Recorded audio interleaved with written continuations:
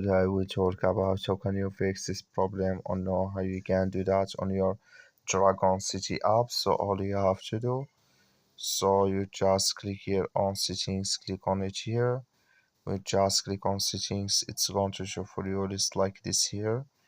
Then you go down, just keep going down here. So then you click here on apps. Come to apps list here. Indeed, you're looking for Dragon City app. Or just click on search.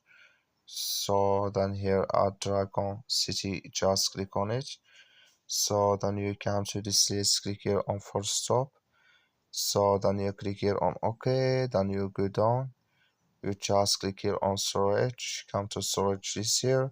Just click on clear cache, then all you have to do now, you just turn off your Wi-Fi and turn on it again, then it's going to work with you. That's all you have to do. Thank you for watching. Don't forget to support us by liking and subscribe.